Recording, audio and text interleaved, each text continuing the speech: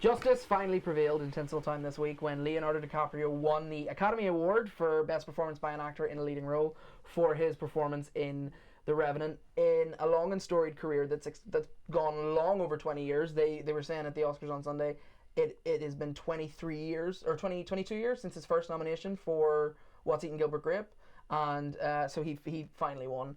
Aidan, favourite Leo roles, favourite Leo moments. Leo was the actor, Leo was the movie star. What do you think? I'm just glad he finally got it, but for me, I wish he had got it for Wolf of Wall Street. For me, I still think that's one of his most defining performances. But that's the interesting thing. You're not the only person who I've heard saying this. A lot of people are saying that it was his time. He was the most deserving actor this year. But a lot of people would argue he's been the most deserving actor for quite a while. Yeah, and even though it's a great performance, it's actually there are a slew of other performances that people can point to say, well, that was him. Yeah. You know, but really I mean, I think it's a mark of how good DiCaprio is. Sure. But you can argue about how many great performances.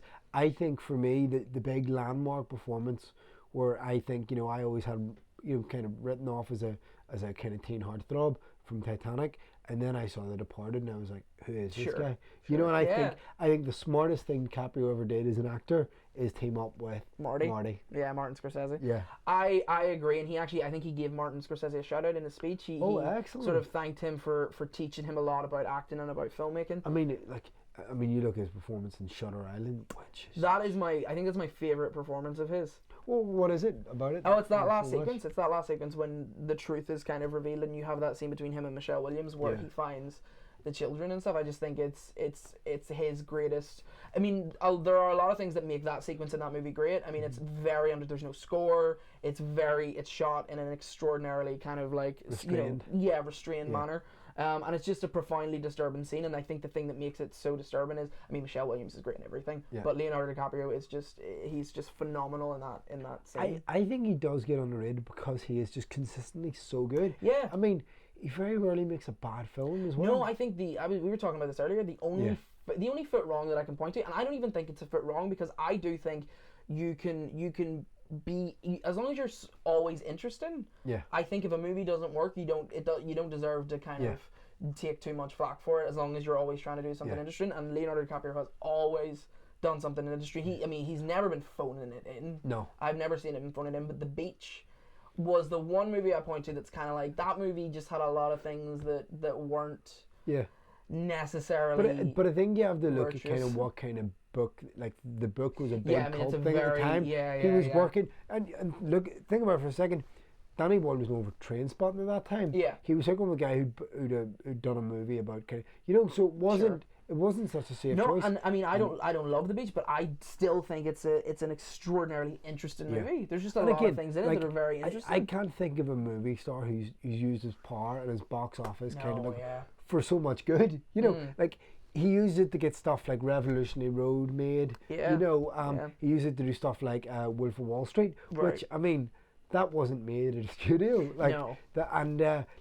It's such a ballsy film, because the easy way to play that character is to give Jordan Belfort a kind of redemptive moment, and maybe if he had have done it, the Oscar would have been his that year. Yeah. But I don't think it would have been truthful to the character, and I think it speaks a lot to Leo that he didn't go for that moment. And that being said, how great is he at comedy when you look at that film? I mean, he is absolutely hilarious in that movie. That was the thing that I was struck most. I have most quotable film of our generation. I mean, there's no doubt about that. But we have stupid love for this film. I have issues with it, but I do have a lot of love for it. I've just love. I know you've just love. Give me the 4-hour director's cut. Give me. I have certain issues with Wall Street, but one of them has never been. The way Leo wants an Oscar, I want that 4-hour director's cut of The Wolf of Wall Street. I want it. Make it happen. More perversion.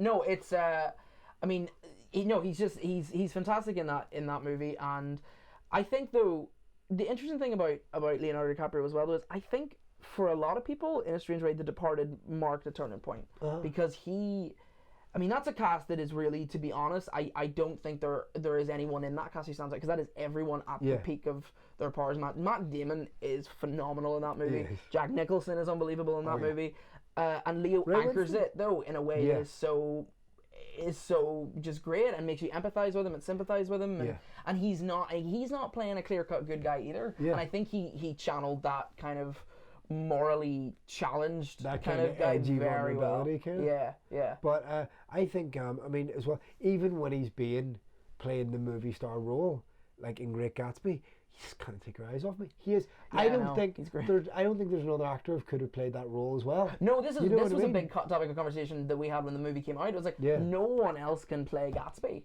Yeah. There is no one else to play like- Gatsby. Because he's actually, I mean, he's not a very public movie star either. You don't see him in all the chat shows. You don't see him Instagramming every week. He's kind of an old timer in that regard. He Yeah. does try and let the work speak for itself as much as he can, and that's why he worked for Gatsby beautifully. And I thought he was great in that movie. Although I think before he became, before Leo Mania set in, when Titanic hit and Romeo and Juliet hit, he was still an actor of great caliber who did very interesting work. The Basketball Diaries. I'm so like that scene with Lorraine Bracco through the door. Yes. Oh my God. Yeah. I honestly, if you haven't seen Basketball Diaries, Watch it right now. Mark Wahlberg's phenomenal. He is, yeah. And DiCaprio is just. I mean, if Gilbert Grape didn't make you go, who is this guy? I think Basketball Diaries did. Absolutely. Did. I think that's my maybe sits up there with Shutter Island as one of I my have favorite never seen performances of Romeo and his. Juliet. His version of Romeo and Juliet. I have seen it, but I need to see it again to remember that much about it. I think it did very well. It's a perfectly well made. And it did have one of the most important iterations of Leo, which is Leo with curtains. This is true. Don't And like speaking that, of, yeah. Here we haven't talked about Titanic. We sort of haven't talked You about kind of Titanic. can't not. Yeah, you can't talk. The highest grossing movie was. I think some people watching this might have seen it. He genuinely is really good in Titanic. Like, He's very good. Considering that 90% of his lines are just screaming Kate Winslet's name, he's very, very good in the movie. No, I love the movie. Don't get me. I love Titanic. I do love Titanic. He's such a scum. But no, it's a great movie and he's great in it. And again, that is one thing that I think James Cameron did that was very, very clever. Sure, Leonardo DiCaprio was a movie star, but I think James Cameron knew that he was a good actor. I mean, phenomenally good actor. He wasn't just a pretty boy. You look at the two leads in that movie, Kate Winslet and Leonardo DiCaprio, they've both gone on to be nominated several times and win Oscars, together. So, that movie was anchored by great actors, and it takes a lot of flack today for being a cheesy movie or being a movie that is just designed to manipulate your emotions and stuff, but that's kind of what cinema is at that level as well. I am a big Titanic defender. Excellent. So, your favourite DiCaprio movies? The Basketball Diaries, Shutter Island, This Boy's Life, he's just phenomenal in that. The Aviator.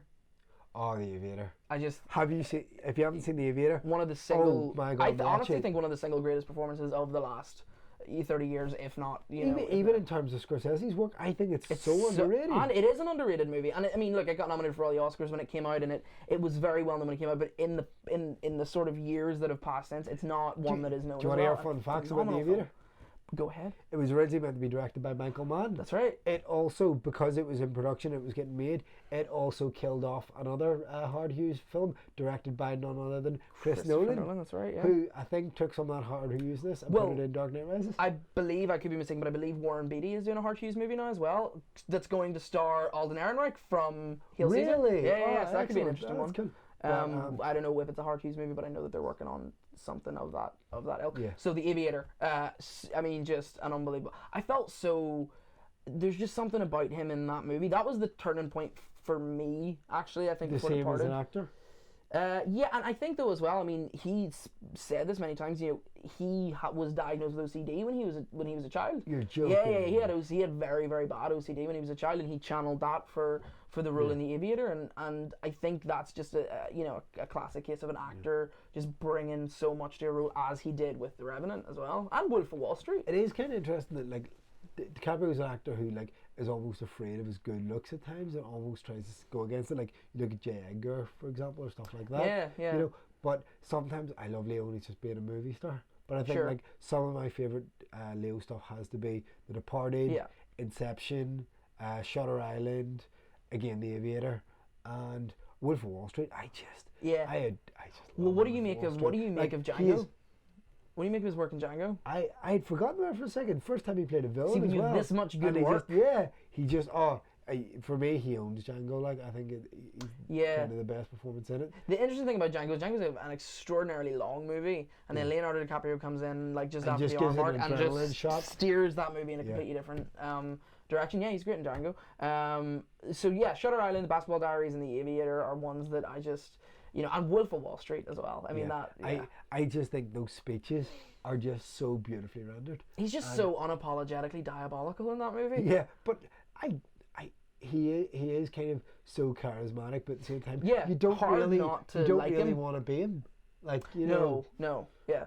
Well, okay, for the last half hour of the film anyway. You know, for the Margot Robbie scenes maybe. He has a lot of stuff coming up. Yep. What are you most excited about? Probably The Devil in White City. Yeah, reuniting him with Martin Scorsese again for the H.H. Holmes story. Yeah, I think anytime they're together, we're kind of guaranteed a good time. But again, DiCaprio is one of those actors, I'll watch him in whatever he does. Yeah. I'm just glad that kind of he has that award finally. I'm excited to see him play, I mean, he played Threat and Darkness in Django, but I'm excited to see him play true, you know, under Martin Scorsese's direction, to see him play someone extraordinarily dark will be very interesting. You mentioned earlier directors that you'd like to see him work with. Who'd be your pick that he hasn't worked with before? Oh, Michael Mann. David Fincher. Oh, great choice. Or wait.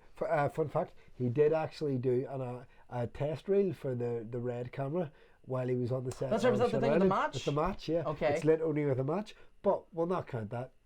Or Darren Aronofsky, who I believe he hasn't worked with before. No, those guys would do something very interesting together. Awesome. So, I mean, it's exciting. And I think whatever he does next, it's safe to say there will be a lot of people ready to watch. Yeah.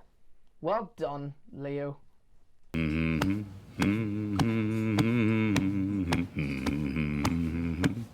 Come on.